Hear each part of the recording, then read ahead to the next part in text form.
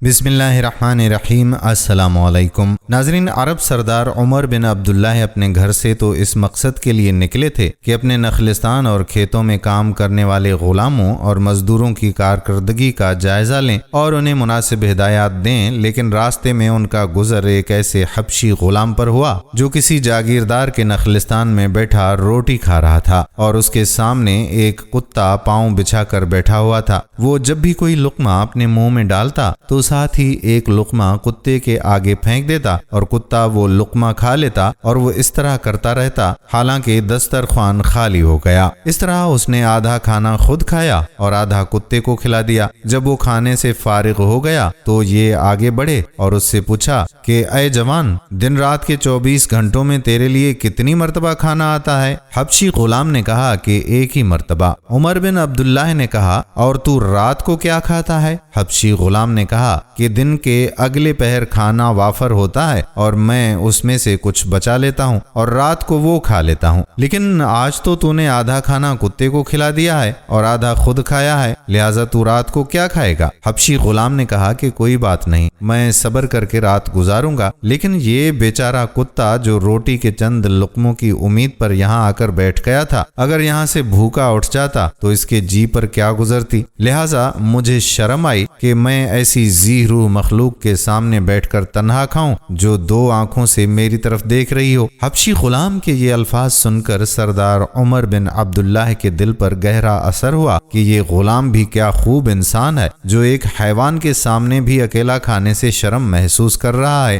ورنہ کتنے سارے گورے رنگ کے انسان ہیں جو بھوکے انسانوں کے سامنے بیٹھ کر عمدہ کھانے کھاتے رہتے ہیں اور وہ اس وقت تک کسی کوے یا کتے کو بھی ہڈی نہیں ڈالتے جب تک وہ خود شکم سیر نہ ہو لیں اور ان کے پیٹ میں گنجائش باقی نہ رہے۔ اس کے جی میں آیا کہ ہمارے دین میں کسی غلام یا لونڈی کا آزاد کرنا اپنے آپ کو جہنم سے آزاد کرانے کے مترادف ہے، تو کیوں نہ میں اس حبشی انسان کو غلامی سے آزاد کرا دوں؟ شاید کہ اللہ تعالیٰ میری اس نیکی کو قبول کر لے اور مجھے جہنم سے آزاد کر دے۔ اس نے یہ سوچ کر اس حبشی غلام سے پوچھا کہ اس باغ کا مالک کون ہے؟ اس نے بتایا کہ اس باغ کا مالک بنی عاصم کا فلاں شخص ہے اور وہ فلاں بستی میں رہائش پذیر ہے۔ عمر بن عبداللہ نے اپنا ذاتی پروگرام منسوخ کر دیا اور لوگوں سے پوچھتا پچھاتا اس بستی میں جا پہنچا جہاں اس باغ اور غلام کا مالک رہائش پذیر تھا۔ اس نے باغ کے مالک سے مل کر کہا کہ صاحب،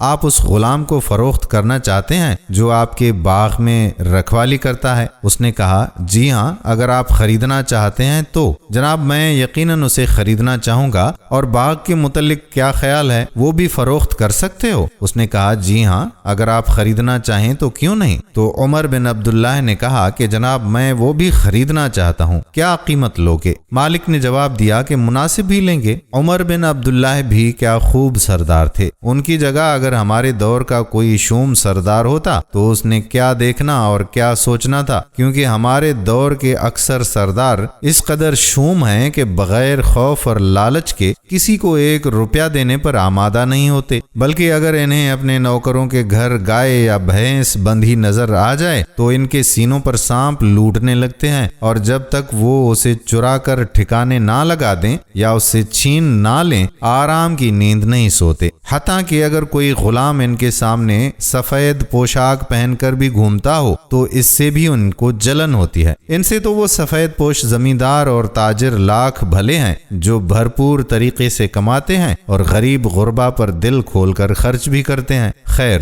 عمر بن عبداللہ اس دور کے بڑے بڑے سخی سرداروں میں سے ایک سردار تھے۔ انہوں نے مطلوبہ رقم کی ادائیگی کا قول و قرار کر کے غلام اور نخلستان خرید لیا اور بڑی خوشی کے ساتھ واپس آ گئے، اور آتے ہی اس حبشی غلام کو یہ خوشخبری سنا دی اور کہا کہ اے غلام، خوش ہو جا، آج اللہ نے تجھے اس شخص کی غلامی سے آزاد کر دیا ہے۔ غلام نے بڑی خوشی سے کہا کہ میں پہلے تو اللہ کا شکر ادا کرتا ہوں جس نے مجھے غلامی سے آزادی عطا کی، اور پھر آپ کا شکریہ کہ آپ نے مجھے اس کی خوشنودی کی خاطر آزاد کروا دیا۔ سردار عمر بن عبداللہ نے مزید خوشخبری یہ سنائی کہ میں نے یہ باغ بھی خرید لیا ہے اور یہ میں نے آپ کو اللہ کے نام پر ہبا کر دیا ہے۔ آزاد کردہ غلام نے کہا अल्हम्दुलिल्लाह। आप फिर गवाह हो जाएं कि मैंने ये बाग मदीना मुनव्वरा के फुकरा को हब्बा कर दिया है ताकि वो इसकी आमदन से गुजारा करते रहें, क्योंकि वो बेचारे मुझसे ज्यादा जरूरतमंद हैं। उमर बिन अब्दुल्लाह ने कहा